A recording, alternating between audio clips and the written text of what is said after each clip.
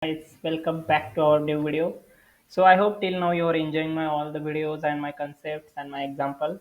Okay, and thank you so much for giving me the most, we can say, the valuable feedback also. I am really grateful and thankful. So till now we almost learned the till Python slicing. If you don't know what is the Python slicing, you can go and watch the previous video. Then you can come this video, because now onwards we are actually moving into the Python programming concept, because till now we basically learn the data structure, indexing, slicing is totally related to your data structure only, but now we will going inside our core Python programming language.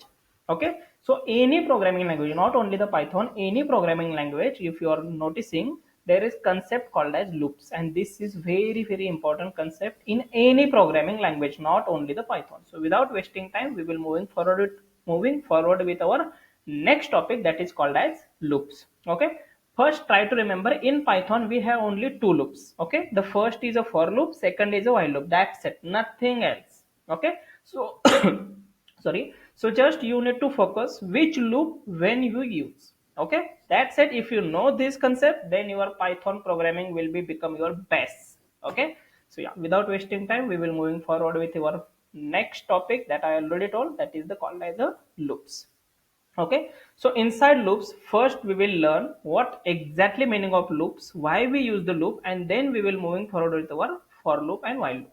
Okay, so any programming language, the loop definition will be same. Okay, whenever you want to perform any task, okay, any task repeated, then you can directly go to the loop. It's maybe means, for example, I want to print 1 to 10 number, so it will be repeated like 1 2 3 4 5 6 7 8 9, or you want to print 1 1 1 1 3 2 4 5 times, or for example if you want to print your name also 3 4 5 times. So basically whenever you want to do the particular condition repeatedly, then you can go to the loops. Okay, so first loop is called as a for loop, so and the second called as a while loop. I will tell you one line single definition. Try to focus on that definition only. Okay.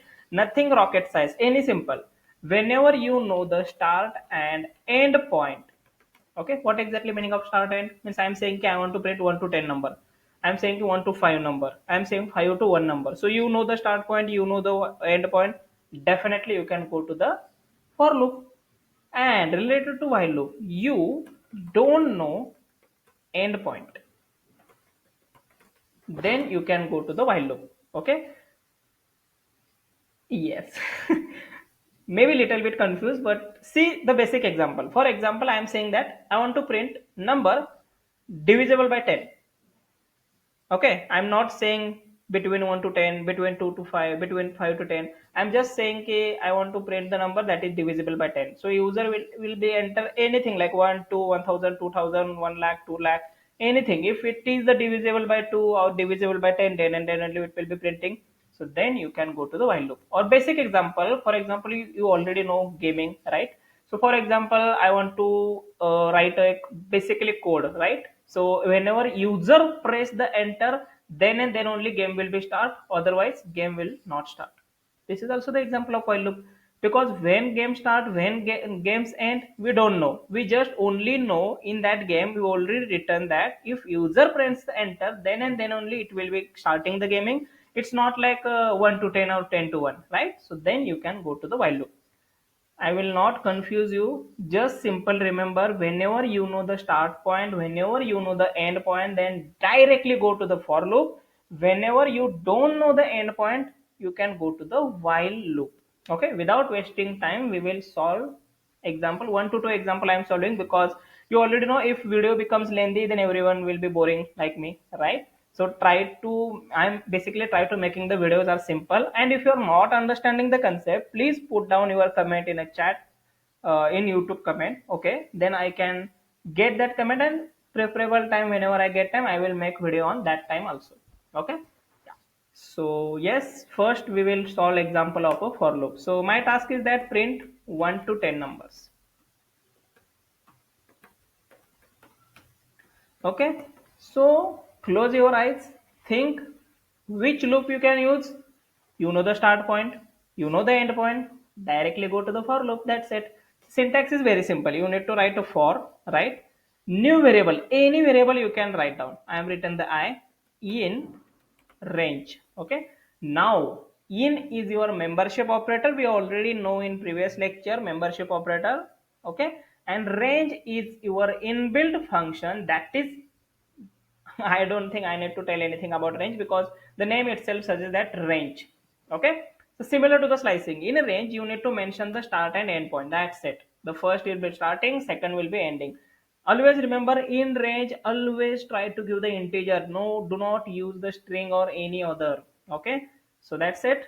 I'm entering. Then this is very very important. After the for loop means whenever you are written for I is a new variable, in is a membership operator, range is a function that is used for particularly getting start to end point, and then after completing that you need to give the colon. Okay, so why the colon is needed? Because this is called as Python indentation, and after that you just need to print I. That's it. After running that code, you just need to shift enter and it will be running your code, and it will be printing the output till 1 to 9. Okay, why 9? Because you all me because I already told range is similar to the slicing, and in slicing you need to get the plus 1 point. Okay, so if you want to go till 10, then you need to mention here 11. That's it. So this is basically called as a for loop. So you know the start point, you know the end point, then you can use the for loop. That's it. Now we will moving forward with our while loop example. Okay, so for example I want to print when the number will be 5, then loop will be stop, otherwise the loop will be continue.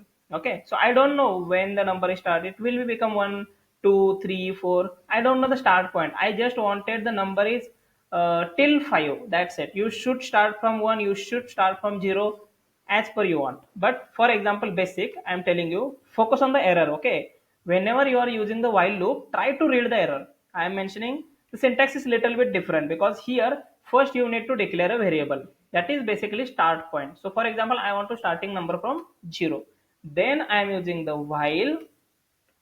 Okay, so in while loop you need to focus on the three main important point. First is your start point, second is your condition. So for example if I'm mentioning yes is a greater than 5, okay, then colon, then I'm here printing yes, and this is also important in while loop. That's why I'm saying in while loop you need to focus on the three important key point. If one of the important point is missing, then your while loop goes down. Okay, now see. Okay, 0, 1, 2, 3, 4, 5. So your loop is perfectly running. But what if you are missing? Okay, that's why I'm telling. First, the start point is very very important, because I'm mentioning it's zeros. That's why it will be starting from the 0. If you want to start from 1, you can mention the 1. Second is condition. If you're missing the condition, then it will does not go inside your loop. Okay, now see. For example, try to guess the error. Okay, because without error you can't learn any programming language. If I am mentioning here, means I am giving the wrong condition, right? In short, I am giving the wrong condition. So if I trying to run that, see, it will be printing only 0. And why this is 0? Because I am using print outside. If you don't want to print, that's it, this is not the problem. See, it will does not going inside a loop. So second important point, condition is very very important. Okay, if you are giving wrong condition, the loop does not will be executed. And the third very important point, that is called as increment decrement operator. So for example you are giving the condition is perfect. Okay, because yes is greater than 5, right? Means we are giving the condition, that is checking the condition. Now if I am giving the yes is greater than 5, the condition is false, because 0 is not greater than 5. But now in second condition I am writing return 0 is less than 5, the condition is true. And whenever the condition is true, then and then only it will going inside a loop. And then I am mentioning here, now it's common sense. Okay, for example I want to go from 0 to 5, so I need to increase the number or decrease the number? Perfect. But here I am decreasing the number. This is very important. See, it will run until and unless you does not press any stop button. Okay. See, it will be running. It will be running. So that's why I am telling in while loop you need to focus on three important concepts. First is your declaration. Second is your condition. If condition goes wrong, it will does not go inside a loop. If your condition is true but your increment decrement is wrong, then your loop will be executed continuously without terminating. Okay, so this is about your basic for loop and while loop. See, you need to stop that, then and then only it will be stopping. It will does not like error, but it will be, basically we can say, it will be going in inside infinite time. Okay, so this is basically your for loop and your while loop. If you have any doubt, you can directly write down in a comment, because we have the time limit also. So that's why I'm giving you the one example. If you want to prefer that, then ping me on LinkedIn also. Definitely, I will love to guide you.